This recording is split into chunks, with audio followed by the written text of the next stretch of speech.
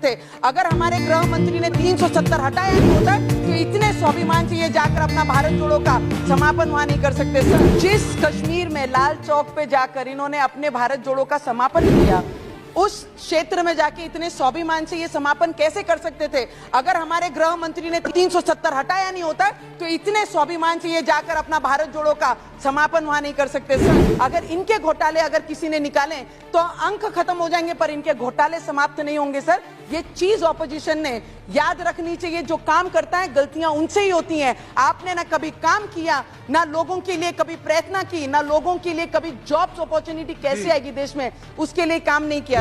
एक उंगली अगर ये जो आज सरकार में उनके ऊपर दिखाते हैं तो इन्होंने ये याद रखना चाहिए कि 4 उंगलियां इनके तरफ रहती हैं। कई लोग भारत जोड़े निकले थे। मुझे बताइए, भारत के इस देश के लोगों ने कभी भारत को टूटने दिया? कभी टूटने नहीं दिया। जो जोड़ने निकले थे ना, कोई चीज टूटी नहीं तो उसे जोड़ने कैसे निकल सकते हैं? ये पहला प्रश्न उनको मेरा है सदन के माध्यम से।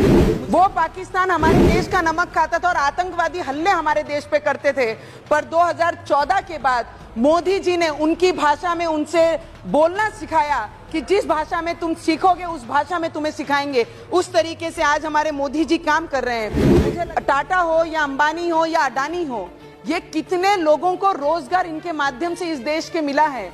हमारे देश के प्रधानमंत्री जी का नारा है, ना खाऊंगा ना खाने दूंगा। इस तरीके की सोच रखने वाले पहले प्रधानमंत्री हमारे देश को मिले हैं।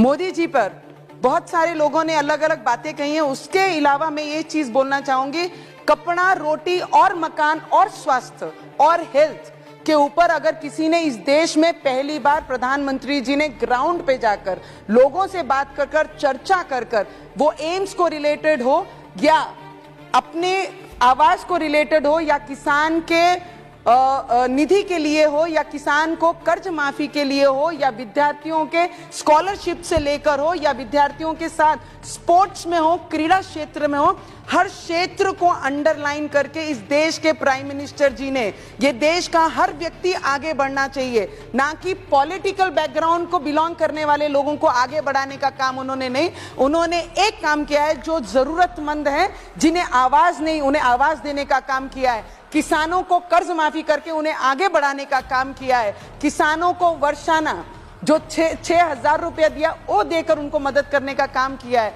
हेल्थ सेक्टर में और एम्स देकर, मेडिकल कॉलेजेस देकर, अब आने वाले समय में प्रेसिडेंशियल स्पीच में जो नर्सिंग कॉलेजेस देकर आने वाले समय में सिस्टर ब्रदर्स को और उपलब्ध कराने के लिए उनके लिए जो फैसिलिटी दी जा रही है, जॉब्स अपॉर्चुनिटीज बनाई जा रही हैं, उन्हें भी ध्यान रखना चाहिए। सभी ऑपोजिशन वाले जब भी बोलते हैं तो यही चीजें टारगेट करते हैं कि मोदी जी को किस पॉइंट पे पकड़ना है, किस पॉइंट पे नहीं बोलना है। सर, मैं आपको इतना बताना चाहूंगी कि डिजिटल आज देश में अगर कोई लाया है तो ठेले वालों से लेकर, भाजी वालों से लेकर, बड़े व्यापारियों से लेकर, प्राइवेट सेक्टर में लेकर डिजिटल अगर कोई नॉन लोगों में कराए, रूरल एरिया में भी लोड गाड़ियों पे ठेलों पर आज QR कार्ड करके स्कैन करके आप 50 रुपए 20 रुपए देना भी अगर किसी ने इस देश को सिखाया है तो वो मोदी जी ने ही सिखाया है। टैक्स ईमानदारी से अगर भरना है, अगर वो किसी ने सिखाया तो हमारे मोदी जी ने ही सिखाया है। सर, हमारे महाराष्ट्र में 33 महीने की गवर्नमेंट थी, सरकार थी।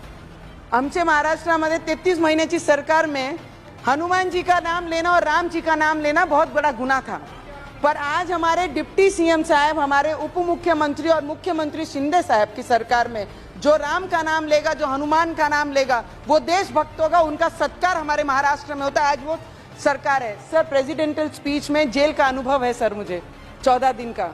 ये महाराष्ट्र गवर्नमेंट ने उद्धव ठाकरे जी की गवर्नमेंट ने मुझे जेल में डाला था, तभी जब गरीब लोग वहां पर जो कोई कारण से अरेस्ट हुए हैं या उनकी बेल हो चुकी है, पर बेल बॉन्ड भरने के लिए जिनके पास पैसे नहीं है उसका भी प्रावधान या इस समय हमारे प्रेसिडेंशियल स्पीच में उन्होंने बताया है। वो सच में जेल में अगर देखेंगे तो बहुत ज्यादा तकलीफ में वो महिलाएं उस जेल में रहती हैं जिनके पास 5,000 बेल बॉन्ड भरने के लिए नहीं है या 10,000 रुपए बेल बॉन्ड भरने के लिए नहीं है। हमारे देश के प्रधानमंत्री जी का नारा है, ना खाऊंगा ना खाने दूंगा। इस तरीके की सोच रखने वाले पहले प्रधानमंत्री हमारे देश को मिले हैं। सर, कई लोग भारत जोड़ो निकले थे। सर, वेरी इंपॉर्टेंट, क्योंकि हम देश के युवा एज ए रिप्रेजेंटेटिव है, ये बोलना बहुत जरूरी है।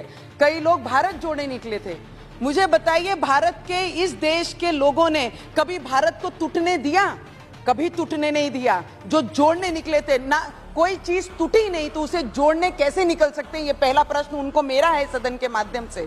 मुझे आपको बोलना है सर, जिस कश्मीर में लाल चौक पे जाकर इन्होंने अपने भारत जोड़ो का समापन किया, उस क्षेत्र में जाके इतने स्वाभिमान से ये समापन कैसे कर सकते थे? अगर हमारे गृह मंत्री ने 370 इस सभागृह में लाया नहीं होता और 370 हटाया नहीं होता, तो इतने स्वाभिमान से ये जाकर अपना भारत जोड़ो का समापन वहां नहीं कर सकते। सर थैंक यू सर, बहुत जरूरी है सर। सर सर सर मुझे ऑपोजिशन के कई लोग, मुझे बताइए, देश के बड़े बिजनेसमैन व्यापारियों को, टाटा हो या अंबानी हो या अडानी हो, ये कितने लोगों को रोजगार इनके माध्यम से इस देश के मिला है?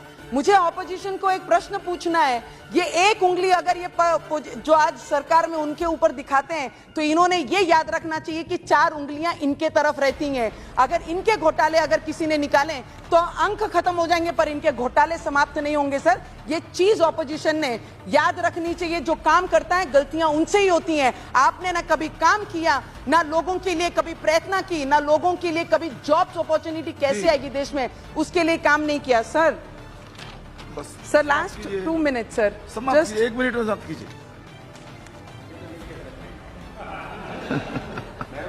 सर 2014 के पहले सर, राजस्थान आपको जिस तरीके से प्यार है, हमें भी हमारे राजस्थान पे उसी तरीके से बहुत ज्यादा प्यार है।